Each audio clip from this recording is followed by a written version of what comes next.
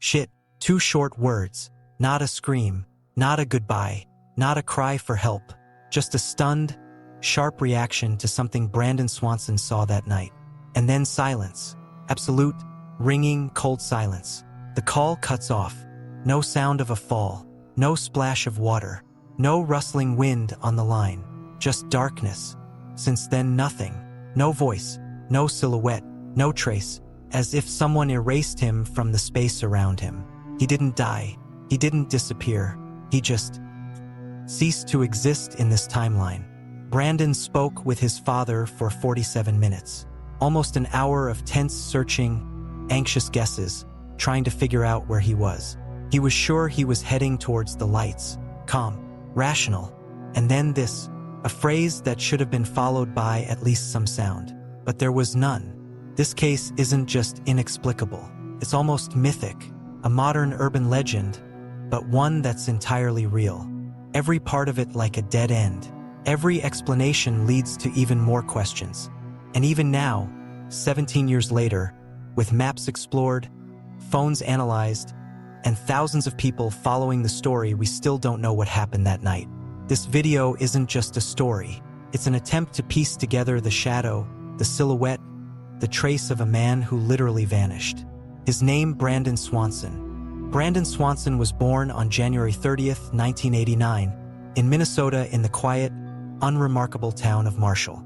He wasn't a genius, nor a rebel, but he had a rare quality for a teenager: clarity of mind. He knew exactly what he wanted out of life. In 2007, he graduated high school. Instead of choosing traditional paths like business, law, or medicine, he decided to attend Minnesota West College, where he studied wind turbine maintenance, renewable energy, the future. It was a choice that said, "I'm looking ahead." He didn't have conflicts with his parents. He wasn't withdrawn. He wasn't the type to hide his thoughts or lead a double life. He just lived. He studied. He made plans. He had friends. He drove a car. And at the time of his disappearance, he was just 19 years old. May 13th, 2008, his last day of classes. Everything was handed in. Summer break. A new chapter was about to begin. He stayed in Canby, the town where his college campus was located, to spend the evening with friends. He attended 2 parties. There was some alcohol, but everyone who saw him agreed. Brandon wasn't drunk. Not in his walk, not in his speech, not in his behavior.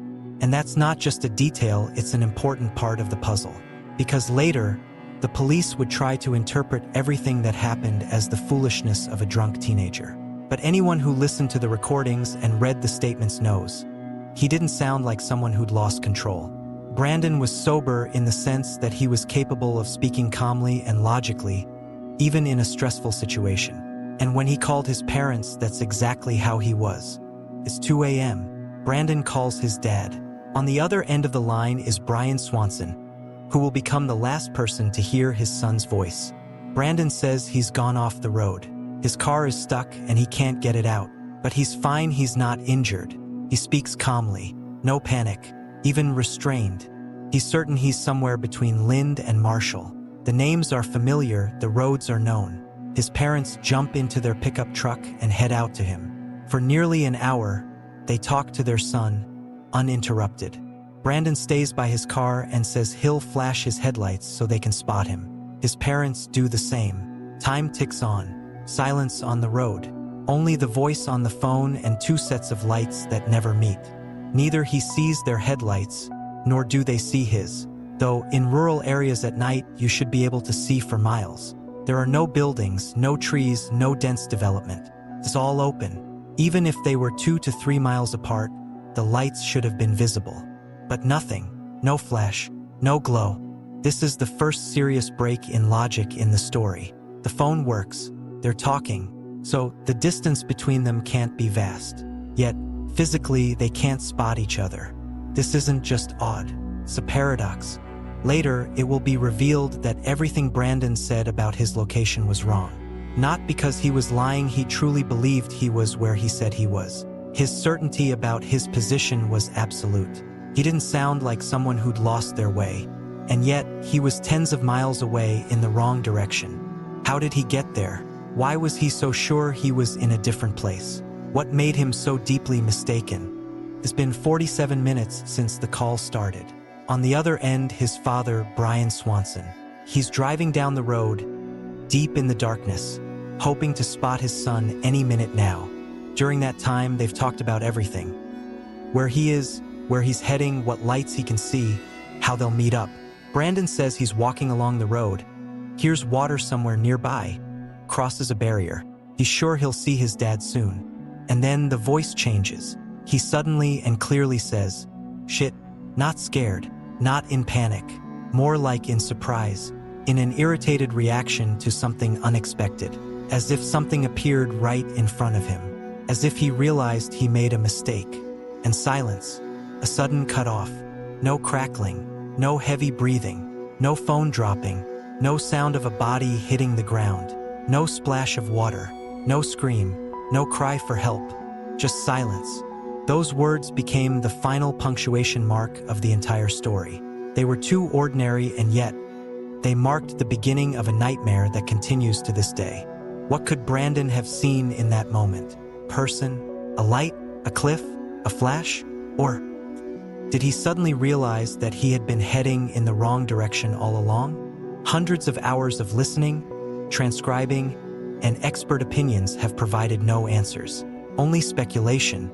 His voice disappeared from the airwaves, but his parents still hear it in their minds. Because this wasn't just a phone call. This wasn't just a disappearance. It was a breaking point, a moment when something snapped. Forever. Morning, 6:30 a.m. Brandon's parents, Annette and Brandon Swanson, in desperation contact the police. Their son is missing. The last conversation ended on a troubling note. For hours have passed, and there's been no word. The officer on duty responds, "He's probably just staying with friends." "How old is he?" 20, his mother replies. The officer's response, a standard one. "He's an adult. He has the right to not come home at night." At this moment begins what would later be called the most terrifying loss in the investigation, the loss of time. Instead of an immediate response, as would happen with a child, the parents are dismissed. No urgency, no patrol, no coordinates. It isn't until several hours later, closer to noon, that the police finally begin to take action. But by then, the hours have passed. Precious hours when the trail was still fresh, when the phone could have still been active, when the dogs might have picked up a scent. It's in these hours that evidence disappears. It's in these hours that Brandon might have needed help.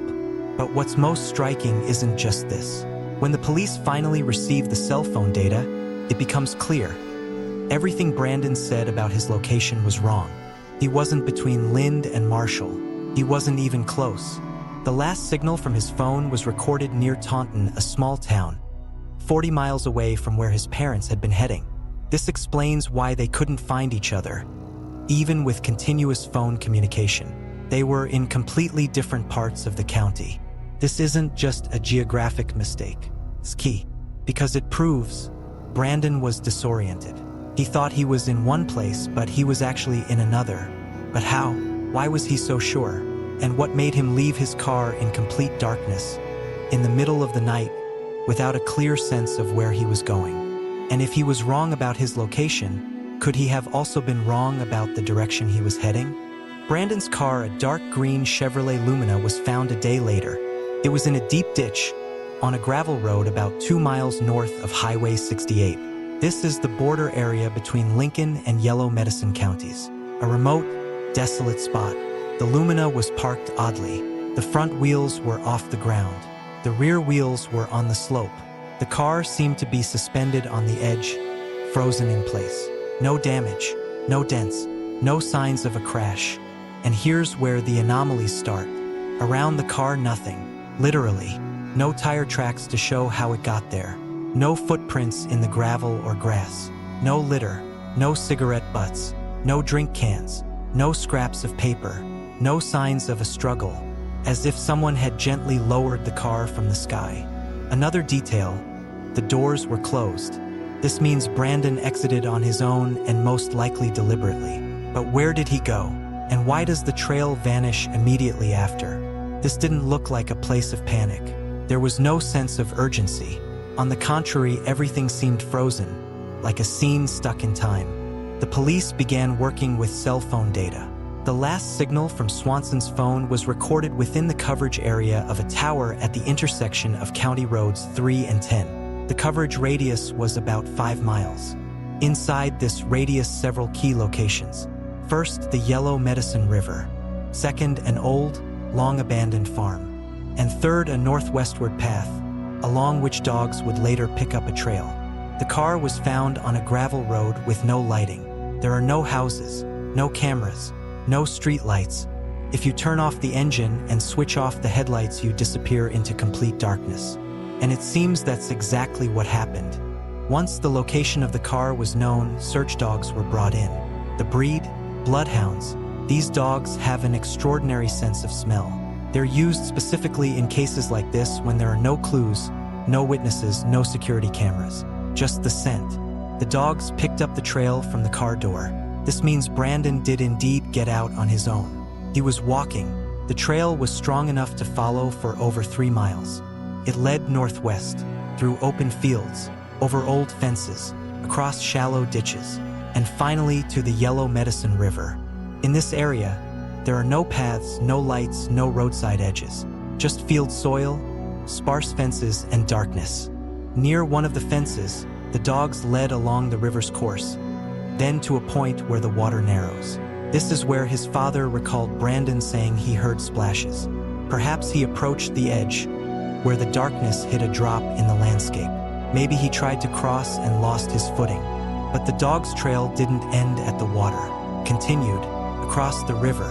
This is a key moment. If someone drowns, the trail ends. If the body stays in the water, the scent is lost. But the dog clearly followed the path on the opposite bank. There are more fields, an abandoned dirt road running along the county border. And then the trail disappeared. No continuation, no sharp turn, no return, as if Brandon simply vanished. Further north, several miles away, the dog reacted to a scent similar to that of human remains. But the area was vast. The exact location could not be pinpointed. That thread they were pulling from the car snapped, right at the point where nothing was there. The trail led to a place where logically there should have been nothing. And yet, Brandon walked there. Step by step, he moved further away from the last safe place in his life. From the car, from connection, from the understandable world. What happened to Brandon Swanson? Nearly 2 decades later, we're still operating on theories, not facts. And each one, instead of putting things in place, only deepens the feeling that there's something wrong with this story. The first theory, drowning. He heard splashes, approached the water, slipped, and fell. Possible? In theory, yes. But the Yellow Medicine River isn't deep. Rescue teams blocked off the locks. The bottom was searched. The dogs tracked. No body was found. No clothes. No shoes. No phone. Nothing. And most importantly, the dogs picked up the trail on the opposite bank. He came out of the water. He didn't stay in it. The second theory, abduction. Someone met him. A random car, a hunter, a farmer, a person from a private property. But here's the question. Where are the signs of a struggle? Where's the sound on the recording? Where are the witnesses? If it was an attack, it was lightning fast. So fast that not even his breathing made it onto the call. His parents don't believe the third theory, voluntary disappearance. Brandon had no problems, no reason to disappear. Money was left in the bank. Documents were in the car. The future in his plans. He was just heading home. His voice said it all. The fourth theory, he wandered onto someone's land. A farming area, private property, where a stranger at 2 a.m. could cause alarm or provoke aggression. If something happened to him there, it could have been hidden. But then, where's the evidence? The tracks? The tools? The witness statements? The fifth, most chilling theory, he saw something, or realized something. The phrase, shit, sounded like an epiphany, a moment of truth. Something appeared in front of him, unexpected, and possibly deadly. There were even stranger theories, that he fell into a hidden pit, a manhole, an old mine shaft, that he was taken by a wild animal, that he sank into a swampy lake. But none of these theories explain why nothing has been found. No body, no shoes, no tracks, no final signal, just the voice, Just footsteps across an empty field, and silence. When it became clear that Brandon's case was stalled from the very beginning, his parents Annette and Brian Swanson realized the problem ran deeper than just negligence. The system wasn't prepared for adult disappearances. If you're over 18, the police aren't required to start a search immediately. An adult can leave, disappear, not report in. This was accepted as the norm, but in Brandon's case it became a sentence. Because of this norm, the search was delayed by an entire night. Because of it, the police didn't consider the phone call and cry for help as grounds for alarm. Annette and Brian began to fight. They weren't looking for someone to blame, they wanted to make sure no one else would be lost because of bureaucratic inertia. Together with politician Marty Seifert, they created an initiative to replace the word child in missing persons laws with person. It seemed simple, but they faced resistance. The arguments were absurd.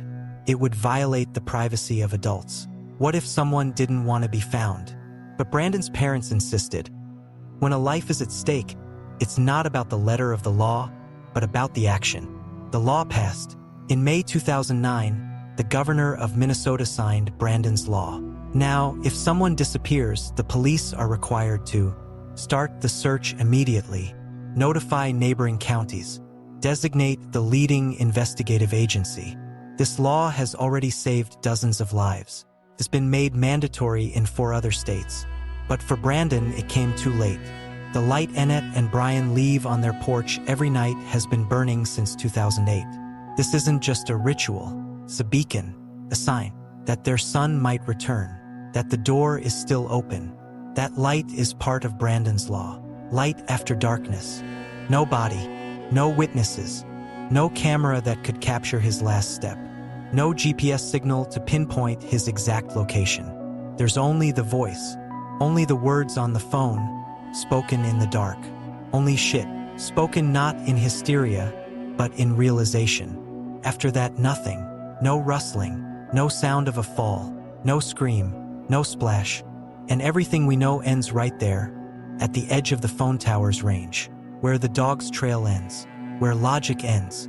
All that's left are a series of contradictions. The wrong location, the wrong direction, the absence of tracks, and the feeling that you're staring into the eyes of a story that doesn't want to be uncovered. What happened to Brandon Swanson? Drowned? Disappeared? Abducted? Walked onto private property and was killed? Became the random victim of a stranger? Or is this one of those disappearances that feels like it's ripped from another reality? Like someone just switched him off from the world? Maybe we'll never know. But know this is not a legend, not a creepypasta. This is a documented story, a real person, real parents who are still waiting for him, a real light on the porch that burns every night. And next time, if someone on the other end of the line says, shit, maybe you'll wonder, what did they see?